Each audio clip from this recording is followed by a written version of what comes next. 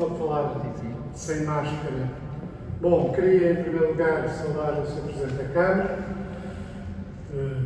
velho conhecido e amigo, familiar e de outras andanças, o Sr. Presidente da Assembleia, os seus vereadores, todos aqui presentes, os nossos voluntários da Associação Cultural Efêmera, que não seria o que é sem eles, e dizer-vos alguma coisa sobre o valor deste memorando de entendimento, que dará origem ao protocolo, e também dizer-vos alguma coisa sobre aquilo que é único na atividade do Arquivo Efêmera. Este memorando implica, de nossa parte, a organização das exposições que se vão realizar no município de Lisboa nos 2 anos a seguir a este. Era para haver já este ano, não se pode realizar por causa da pandemia, portanto em 2022, 2023, e depois a grande exposição comemorativa dos 50 anos do 25 de Abril. Aliás, de alguma maneira, fomos já nós que organizamos a dos 40 anos na Assembleia da República. E, em contrapartida, a Câmara ajuda-nos a melhorar as condições do nosso principal problema, que é o espaço. Porque nós temos uma política de que não nos arrependemos e que caracterizamos como omnívora. Comemos tudo. Aceitamos tudo, comemos tudo, e a verdade é que dá trabalho depois a fazer a seleção, mas aparecem coisas únicas que se salvam quando entram no arquivo daquilo que é a destruição sistemática da memória coletiva que se dá todos os dias. Eu presumo que em cada mês várias centenas de milhares de documentos, quer relevantes para a história familiar, da história das associações e a história de Portugal, são destruídos. Ou desaparecem, são deitados ao lixo, são queimados, e agora com esta vaga de... Quer dizer, por um lado, as circunstâncias, muitas vezes os mais velhos irem morrendo e os filhos não terem condições para terem as coisas nas casas, há um surto de despejos de pequenas coletividades, e, portanto, em condições normais, muitas dessas coisas desaparecem. O Arquivo Efêmera é uma instituição única em Portugal e rara na Europa, quer pela sua dimensão, quer pelas características da sua atividade. Instituições semelhantes existem no mundo anglo-saxónico. Há algumas em Inglaterra e outras nos Estados Unidos, muitas de mais pequena dimensão e muitas associadas com uma causa determinada, mas que funcionam da mesma maneira que nós funcionamos, ou seja, é uma associação com associados. Neste momento sempre temos cerca de 420 associados que pagam uma cota em função das suas possibilidades, e com esse valor nós mantemos um pequeno número de despesas fixas, o que nos permite, de facto, não ser dependentes de terceiros e mantermos uma grande autonomia e independência no funcionamento. Temos, como sabem, uma sede do arquivo na Vila da Marmeleira, onde os materiais do arquivo e da biblioteca ocupam cerca de 6 casas. Não se assustem com o número de casas, porque algumas são bastante pequenas, as outras não, são lagares, portanto, de onde está a parte mais antiga da biblioteca, e alguns dos arquivos mais relevantes, como por exemplo o arquivo de Francisco Sá Carneiro, que vem desde a ala liberal praticamente até ao dia da morte, o arquivo do professor Vítor Crespo, foi Presidente da Assembleia da República desde o momento em que ele foi fundador da Universidade de Lourenço Marques. Ele tinha, aliás, uma prática que serve à história, mas que, enfim, era gravava reuniões às escondidas e, portanto, as gravações são um documento ímpar sobre o processo de criação da Universidade de Lourenço Marques, as relações com a Associação de Estudantes, com a PID, que perseguia a Associação de Estudantes, e mesmo depois com algumas reuniões fundamentais da história portuguesa depois de 25 de Abril, não sendo ele uma pessoa central nos mecanismos de poder do PSD, estava presente nas reuniões. E ao estar presente nas reuniões tirava notas. E essas notas, por exemplo, permitem identificar reuniões, algumas delas que funcionavam como uma espécie de mito urbano. Uma reunião célebre entre o Almeida Santos e o Ângelo Correia para dividir os gestores públicos na altura do Bloco Central. Este é para ti, este é para mim, este é para ti, este é para mim. Falava-se disto. Estava lá o Vítor Crespo, que tomou nota extensivamente de este é para ti, este é para mim, e muitas outras coisas que são relevantes para a história portuguesa. Em Lisboa está neste momento um grande arquivo do Coronel Sousa Castro, que tem uma documentação muito importante sobre a extinção da PIDE, sobre o conceito da Revolução, sobre a sabotagem económica e daqueles primeiros anos depois do 25 de Abril, espólios pessoais do José Fonseca e Costa, do cineasta. Bom, não vou aqui enumerá-los porque são cerca de 160 espólios individualizados, para além do resto do material. Nós temos uma característica que às vezes, compreensivelmente, faz torcer um bocado o nariz às pessoas que são profissionais dos arquivos. E eu compreendo porquê. Porque não funcionamos como um arquivo clássico. Nós somos uma espécie de atualização, uma espécie de modernização de um conceito do século XVIII, que, de um modo geral, era anterior aos museus e ao trabalho científico sobre os objetos, que é o gabinete de curiosidades. No século XVIII havia vários gabinetes de curiosidades, normalmente pessoas ricas ou nobres, que compravam, havia aliás uma indústria de falsificações, animais empalhados, esquisitos, feitos com peças de diferentes animais, mas também animais que as pessoas achavam que não existiam, como um ornitorrinco. Então, foi a primeira vez que apareciam nessas coleções. Chamavam-se exatamente Cabinet de Curiosité, em França havia muitos, e eram movidos por uma coisa que também nos move. E isso é que é uma diferença, que é a curiosidade. Para além da memória, o nosso motor é a curiosidade. E se há coisa que responde a esse motor, é o que nós fazemos. É abrir caixas e arcas, e em alguns casos estão fechadas desde a década de 30, e ver o que lá vem como uma espécie de cápsula do tempo, desde cadernos escolares, com desenhos, até diários, relatórios científicos, correspondência, um pouco de tudo. Aqui a solicitação dos nossos amigos da Câmara, nós trouxemos meia dúzia de objetos para dar uma ideia da diversidade e também da natureza daquilo que nós temos, sendo que esses objetos, na maioria, entraram nos últimos 15 dias. Há um ou outro que são mais antigos, mas nos últimos 15 dias, só para dar uma ideia de como é o fluxo constante de objetos.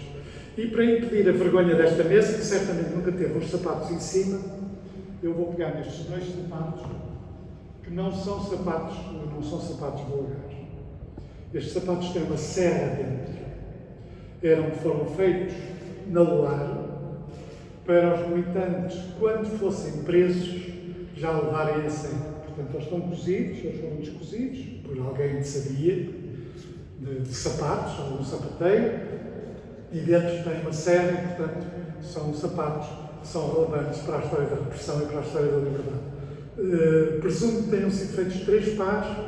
Nós sabemos qual é o destino dos outros 2 e sabemos que este ficou na posse de um militante importante da Loire, que ainda é conhecido por seu pseudónimo. Da Loire tratam-se uns aos outros pelos pseudónimos que eles tinham, o que também remete para questões de mentalidade, que nós fazemos o possível para o registrar. Em todos os casos não se passa assim. Portanto, estes sapatos que estão aqui em cima desta digna mesa são sapatos com uma serra dentro. Estes bonecos que estão aqui, vou pegar em 2, já entraram. Estes sim já entraram há algum tempo. São uma série de caricaturas de personagens ligados ao 25 de Abril. É o Cunhal, o Melo Antunes, o Vasco Gonçalves, o Rosa Coutinho e o Tengarinho, que, portanto, representam um pouco a panóplia. Devo dizer que a vantagem destes objetos é que, quando se faz uma exposição, as pessoas são atraídas pelos objetos físicos. Existe muito o mito, quer dizer, é evidente que a informação online e outro tipo na internet é relevante, mas eu digo-vos, nós temos alguma experiência de fazer isto, uma manifestação, as pessoas dirigem-se, porque são à dimensão humana, que é analógica, essencialmente. portanto, nós damos uma grande importância a esta coleção de objetos. A nossa coleção tem também uma característica, porque não sei porque pudor, que eu acho que é inaceitável nos arquivos, as pessoas não colecionam os materiais da direita e da extrema-direita. Nós temos provavelmente a maior coleção da direita radical, da extrema-direita que existe no Portugal. E não temos nenhum problema em tê-la, pelo contrário, e tem mostrá-la quando isso vem a pretexto de outras coisas. Esta peça, que é uma moca de Rei Maior, a célebre moca que está ligada aos acontecimentos do PREC, em 75, tem, no entanto, uma característica especial, que é uma pequena dedicatória ao General Couso da Riaga e ao Mierno, que torna esta moca não numa vulgar moca de Rei Maior, mas numa moca muito especial, em que provavelmente se bater as pessoas em nome do General Couso da Riaga, o que eu presumo que devia trazer alguma felicidade, e fica aqui armazenada. E quando fizermos a grande exposição do 25 de Abril, um dos aspectos que é relevante é mostrar também a resistência. Nós temos material do ELP, temos material de várias organizações, mostrar também a resistência ao 25 de Abril. E, em alguns casos, o saudosismo, as comemorações do Salazar, que eram também, que fazem parte do processo político, as manifestações do 1º de dezembro do processo político, explica o que foi 25 de Abril. 25 de Abril foi estas coisas todas. Depois, está aqui, foi uma coisa que eu, em bom rigor, descobri hoje. Portanto, de manhã, quando estava a ver, isto é um conjunto de correspondência fúnebre, portanto, no fundo, de condolências, só que tem uma característica: a pessoa que morreu de gripe espanhola, da gripe pneumónica. Portanto, isto é um documento que eu não conheço muito sobre exatamente o papel devastador que teve a gripe espanhola, neste caso uma rapariga bastante nova, que morreu com a gripe espanhola. As correspondências são muito interessantes. O nosso maior sucesso editorial, como se sabe, é o Amorzinho, que é uma correspondência entre uma rapariga muito pobre, costureira, filha de um taberneiro, e um empregado de escritório. Uma correspondência amorosa, começa quando eles são namorados e termina já depois de casarem, e que é um documento muito importante para perceber a condição feminina. Exatamente vinda, nós damos muita importância a este tipo de correspondências, porque elas permitem ver a vida das pessoas que não ficam na história. Portanto, para utilizar uma metáfora, dos de baixo. E há imensa surpresa nesse livro, nessa correspondência, por exemplo, só para dar um exemplo das coisas que não imagina. Eles são namorados, depois acabam por casar, e ele vive numa pensão. Nós sabemos muito pouco. Lembra-se dos filmes portugueses dos anos 30. Tem muitos rapazes solteiros, marçanos, que aparecem nos filmes, que vivem em pensões. Como era a vida nas pensões? Esta correspondência revela alguma coisa sobre a vida nas pensões para este tipo de faixa etária. Mas, por exemplo, ela, namorada dele, arranjou-lhe uma criadinha para lavar as costas. É um detalhe, é um pormenor, mas de qualquer maneira revela um mundo de que nós temos em grande parte de desconhecimento.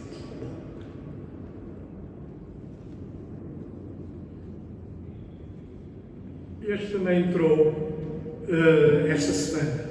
São as seleções do Reader's Digest, antigas. Quando recebemos, às vezes, muitos espólios, bem cheios de seleções do Reader's Digest, e os nossos amigos que tratam da parte dos periódicos, quando veem aquilo, deitam as mãos à cabeça e dizem: mais uma coleção do Reader's Digest.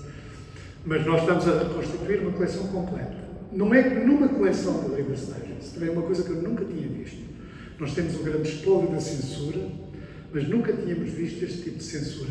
Há uma censura deste género nas colónias, mas em Portugal não era assim. Ou seja, artigos sobre o qual o censor, nós podemos ver com uma lupa que são artigos sobre o nazismo. Preciso ver que em Inglaterra, os Estados Unidos estão em guerra, portanto as seleções traduzem, e os artigos sobre o nazismo são apagados. Temos aqui vários exemplares na revista, e depois não se limitam a apagar, cortam.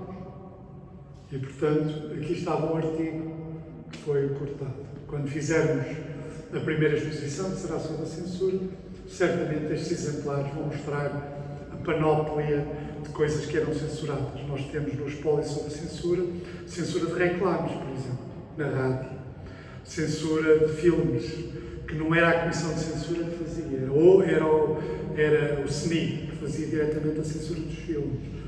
Bom, e muito outro material que é relevante para a história da censura. Temos também uma pequena correspondência, não é muito, vinda de Tarrafal, neste caso de um homem, Cássio José da Costa, que era anarquista. Por exemplo, nesta carta, que ele manda a um seu amigo do Barreiro, ele era do Barreiro, manda a um seu amigo do Barreiro, conta coisas como esta: eu comecei a trabalhar aos 11 anos. Nós temos, por exemplo, a cédula profissional do Chico da CUF, do Francisco Ferreira, que trabalhou na CUF aos 14 anos. Isto é aos 11 anos. E depois tem uma parte muito interessante em que ele pede um conjunto de livros e faz comentários sobre os livros que lê no Tarrafal. E pede que lhe mandem os livros. Esta correspondência vai, evidentemente, ser digitalizada e publicada, que é o que nós costumamos fazer. Por último, como devem imaginar, são centenas, milhares e muito diferentes. Temos aqui dois. Isto, por exemplo, estas coisas todas são grande parte de surpresa, porque nem sequer nas histórias da oposição elas vêm. Isto que é uma espécie de cartaz feito a partir de um jornal do Avirário, clandestino.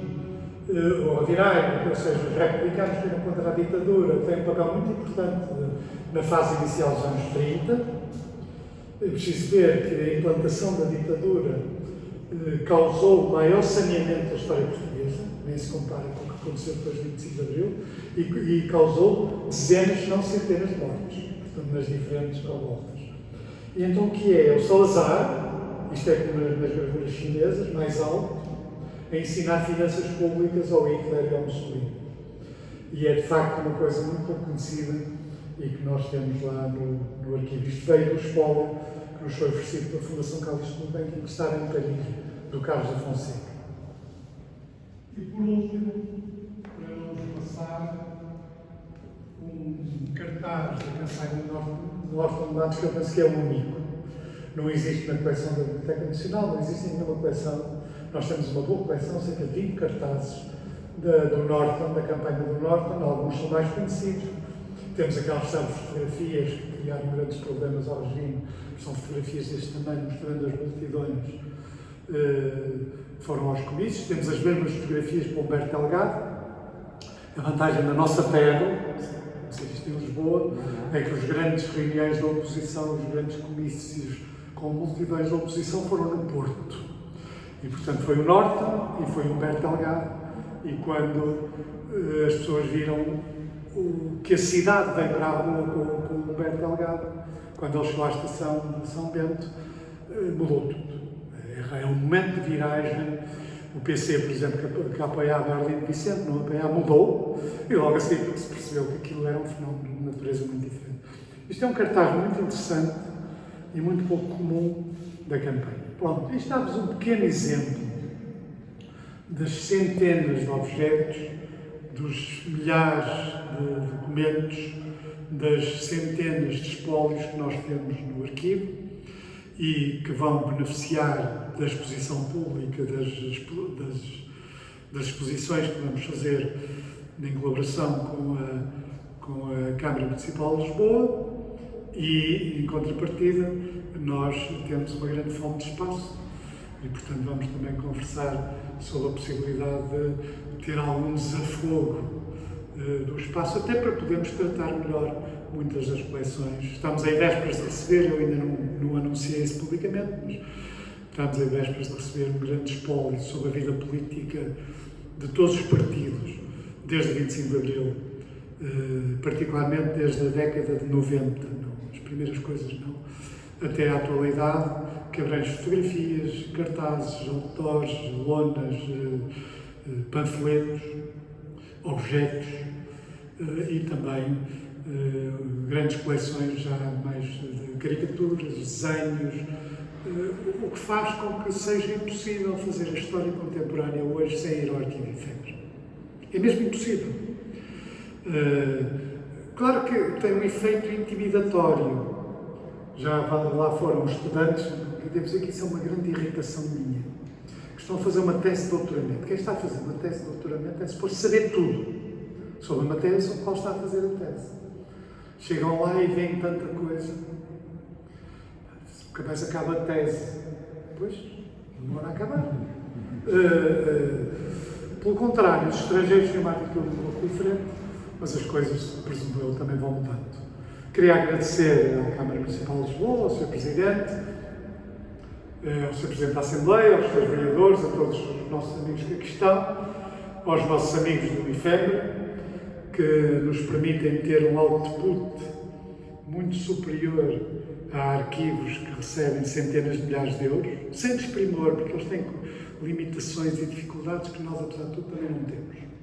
Mas, de qualquer maneira, que permitem que isto funcione bem, funcione barato e só tem este inconveniente, é que enche todos os espaços para onde nós vamos. E agradecer a todos e de certeza que aqui vão resultar boas coisas. Muito obrigado.